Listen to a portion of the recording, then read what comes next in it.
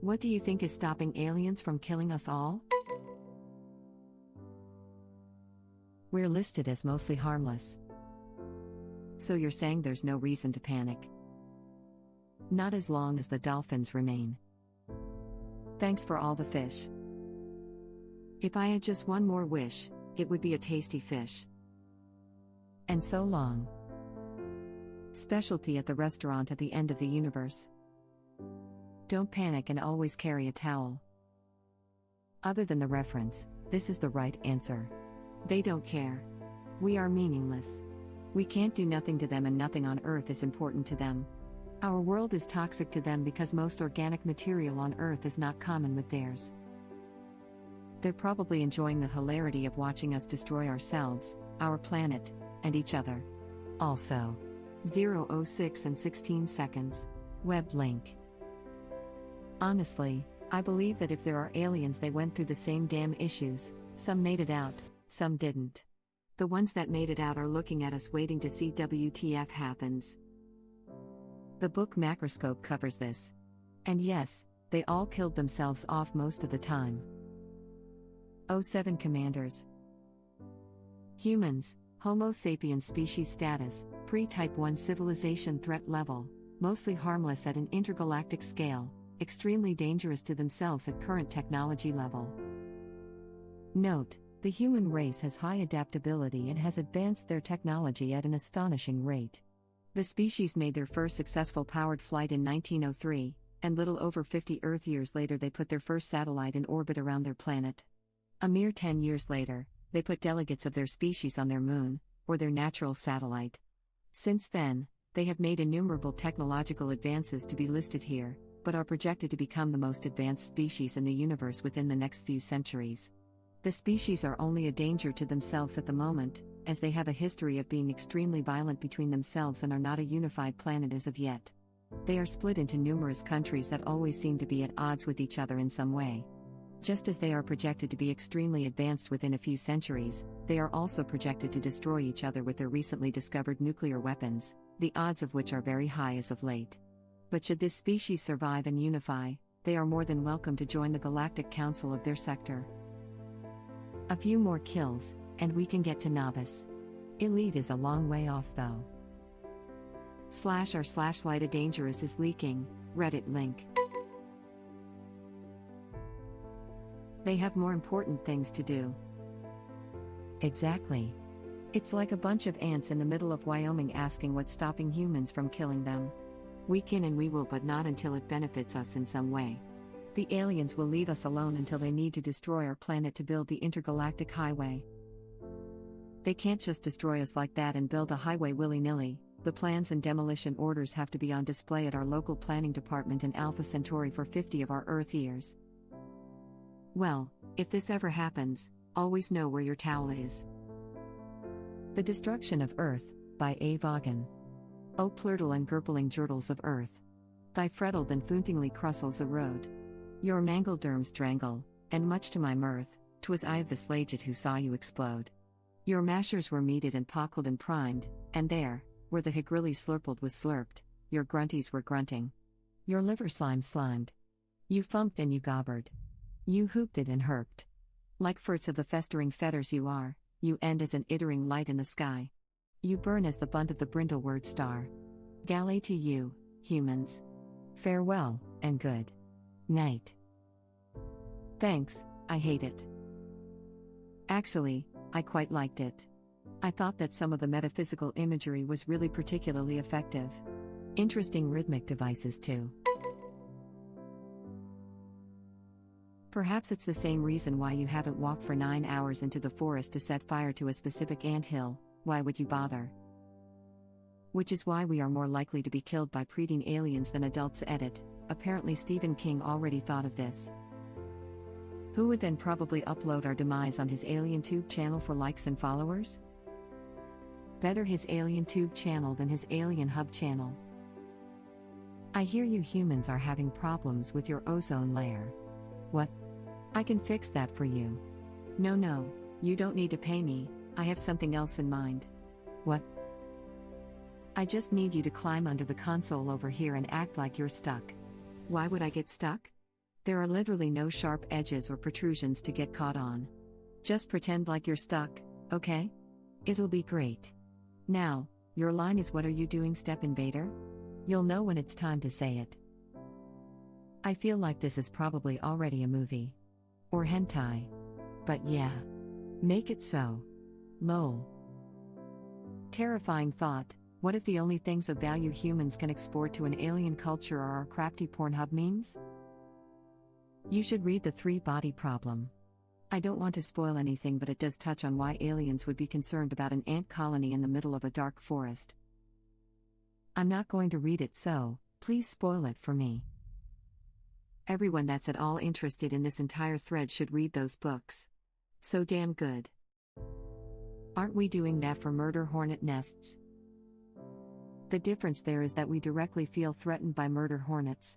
K2 alien civilizations could sterilize Earth with a relativistic kill vehicle with roughly the same governmental effort the US spends on a single Tomahawk missile. There's hardly a shortage, but you don't waste a Tomahawk on an ant colony. Pre-code, alien civilizations could sterilize Earth with a relativistic kill vehicle with roughly the same governmental effort the US spends on a single Tomahawk missile. /code/pre, and that is a scientific fact. If you are aware of the Kardashev scale, then yes, it is edit. The quoted text left out K2 from the original comment, which is why I reference the Kardashev scale. The point user the Owl Marble and I are making is that if a K2 civilization exists, it would be a fact that the amount of energy needed to annihilate us would be negligible compared to the amount of energy that civilization produces. We're not saying for a fact that K2 civilizations exist. Reddit link. I'm unfamiliar, could you enlighten me? The Kardashev scale is a method of measuring a civilization's level of technological advancement based on the amount of energy they are able to use. The measure was proposed by Soviet astronomer Nikolai Kardashev in 1964. The scale has 3 designated categories: a Type I civilization, also called a planetary civilization, can use and store all of the energy available on its planet. A Type II civilization, also called a stellar civilization, can use and control energy at the scale of its planetary system. A Type III civilization, also called a galactic civilization, can control energy at the scale of its entire host galaxy. From web link. YouTube link. Well, we aren't murder hornets yet anyway. We have to develop better travel methods. But that's a problem for our future generations. Laughs in drowning. Imagine if we just started bombing ant colonies? That'd be so effed up. Imagine if aliens started bombarding the Earth, wiping out cities. And then the ants returned fire. Perhaps it's the same reason why you haven't walked for 9 hours into the forest to set fire to a specific anthill. Why would you bother? Essentially, this describes my youth. Our downfall will be a young alien galactic civilization destroying planets for no reason. Some bored rich alien with too much free time. He'll be reprimanded for destroying a primitive civilization, but we'll still be dead. If their civilization works anything like ours, he'll be fined for 0.0001% of his net worth as a punishment. Independence Day, but the aliens stopped not because of a computer virus designed by Jeff Goldblum and an old kamikaze, but because their parents called them for dinner. Under the Dome can suck it. Very well put. We're a reality TV show, and they keep buying new seasons. If we see a talking taco that poops ice cream, then we will know for sure. Don't forget to bring a towel. Truman, is that you? Is Earth going to be cancelled? Distance. And the sheer abundance of the universe, what, exactly, do we have that they would want to take by force? In case y'all haven't noticed, resources aren't scarce out there. There are 100 billion planets in the Milky Way. There's no competition for anything. On exoplanets, it's usually frozen, but aliens have probably got that one figured out by now. And there are whole planets made out of precious metals. The only thing truly unique to Earth is DNA. And you don't need to nuke the place to get a hold of it. In fact, if you take a little bit, it will literally make more of itself. Web link. Dark Forest Theory. My favorite sci-fi trilogy, man. Really blows the mind. Just finished Doom for the second time. Was thinking of rereading the Foundation series. But maybe I'll give this a go first. Warning, a lot of characters suck and the plot is subpar. However, the ideas in this book are effing amazing and they will stay with you. 100% agree with you on this. Is it too much to ask for a sci-fi series with both interesting ideas and characters that aren't cardboard and vaguely sexist? The Zones of Thought trilogy and Children of Time are the only sci-fi books I have read recently that check both boxes for me, and I am having trouble finding more sci-fi I like as much as those. Edit, typo. I am having trouble finding more sci-fi I like as much as those. Come join us at /r/Prince. Those are some fine books, but there's a lot more to read. I'd recommend you some Ian Banks with his culture novels. Try a bit of Peter Watts with Blindsight or the Rifter series. See if you're into Neil Stephenson if you're down for doorstoppers like Anathema, The Diamond Age or Snow Crash. Challenge yourself to explore radically different realities with Greg Egan in Diaspora or Permutation City. This is just the popular stuff, but /r/Prince is ready to provide you with hidden gems if you participate and read it for a while. Edit. I feel bad that I didn't recommend any woman writer because they're also amazing. Get some Leguin under your belt with The Dispossessed or let Octavia Butler creep you out in the nicest of ways with the Xenogenesis series. Reddit link. Do it. It's incredibly captivating. Oh. This intrigues me. Care to share? Just read up on it. TLDR, all life has one purpose, to survive. The Dark Forest theory holds that civilizations fear one another so much that they don't dare to reveal themselves in case they immediately be considered a potential threat and destroyed. It's like you're a lone hunter in a dark forest. If you come across another hunter, are you going to see if he's friendly? Or kill on sight because you can't take the risk? Rust/DayZ have made this theory a reality. DayZ, the game where the zombies are minor inconveniences and the people are sociopaths. Isn't this the eventual plot of nearly every zombie story?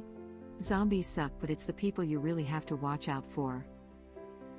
People scare me on a psychological level now that I played that game. Ted from accounting? He tied someone up and made them eat their traveling partner raw for no other purpose than his amusement. Sharon from HR? She gets her kicks by pouring out water bottles and filling them with swamp water or gasoline to poison unsuspecting Bambis. Phil is the worst of all. He's a combat logger. The idea is that species are fundamentally in conflict over resources because the universe is finite, but life is not. For a few reasons, the only sound strategy is to eliminate any competition, so advanced, spacefaring species will casually annihilate any planet that appears to have advanced life. The universe is a dark forest, full of hunters searching for prey while keeping their own location a secret. If someone shines a light on you, or you shine one on yourself, it's just a matter of time before someone tries to make you extinct. Web link. I'm currently finishing Death's End. It's honestly the best sci-fi series I've ever read. Go on? I'm looking for a new sci-fi book. The Three-Body Problem trilogy. The second book in the series, The Dark Forest, is honestly the greatest piece of science fiction I've ever encountered. His ideas are so fresh and so expertly woven together, must read for any sci-fi fan. The Three-Body Problem, by Cixin Liu. First book in the series, and it will change your perspective on the universe.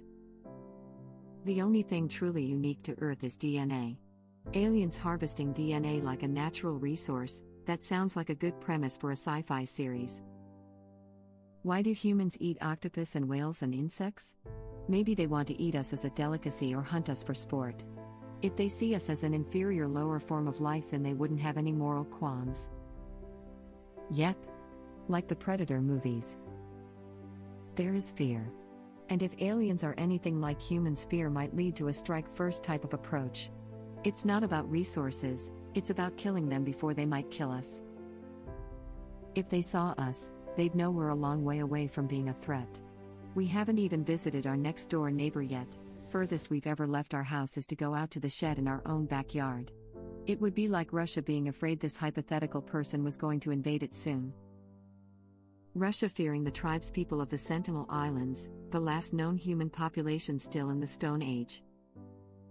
Didn't a boat land there a few years ago and accidentally send them into the Iron Age? They left behind a couple of cool toys for the people to figure out, but it doesn't make them Iron Age. They would be Iron Age if iron was their primary material that they used to make tools and structures. Then again, they hate modern humans and will shoot at any helicopters that fly overhead with arrows, so it's not like anybody has asked any of them. It's just amazing to me that there are still living adult humans who don't know what a car is, or an airplane, or even a light bulb. Humans that still hunt with rocks and sticks, gather berries and nuts from trees, and make their only clothes out of animal skins and leaves. It's such a rare circumstance that they're so far behind the rest of the world that we seem like alien invaders or gods to them. We have sent our dog to our neighbor. Totally distance. The furthest man-made object from Earth is Voyager 1.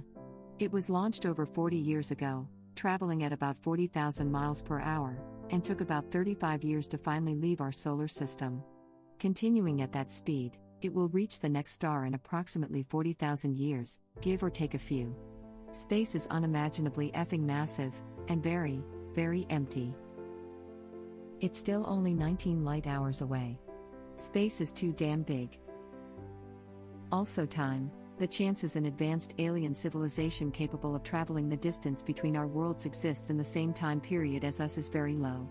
14 billion or so years is enough time to separate species even if they were just next door. Humans have only been around for a small sliver of time relative to the age of the universe. There are actually a lot of hurdles, and this is only one of them. The Fermi paradox explains it well. Web link. The other crazy idea is if we were the only ones left. It has to be impossible, but the sheer thought of being the only ones in the entire universe is so scary and fascinating. And maybe if we weren't, there is probably another group just like us who are thinking of the same thing. The thing is, we don't really have any good ability to determine the scarcity of life in the universe. People think that because we did it, it must be easy, but this is a logically fallacy. Imagine this scenario: you go to a foreign country and you see a game in a carnival. You give the game a shot and win instantly. The game person says something in a language you don't speak, and then you get your prize and leave. You don't see anyone else try to play the game, and you don't try to play the game again. Was the game hard or easy? You might speculate about it based on scenarios around the game. The prize, for instance, was kind of cheap, so maybe the game is easy to win and the cheap prize makes up for the more expensive cost to play the game. But then again, carnival prizes are basically always cheap crap. You can try to figure out what the game person said, were they surprised or not, but then the game person seemed to be kind of a showman, so they would probably have made a big deal out of even an easy to win game. You can never really know with the information you have if the game is easy or not. That is where we are with finding aliens. We don't know. Even when we look at other planets, we are basically just looking to see if it looks like they have the same game prize we won, because that could be a size that they'd won the game as well. So far we haven't seen any. Thank you for watching. If you like our videos, please like them on YouTube. And share them with your friends. Please subscribe to be the first to know about Red Rabbit Reader's new videos. We welcome your comments below. Another of our videos will begin shortly.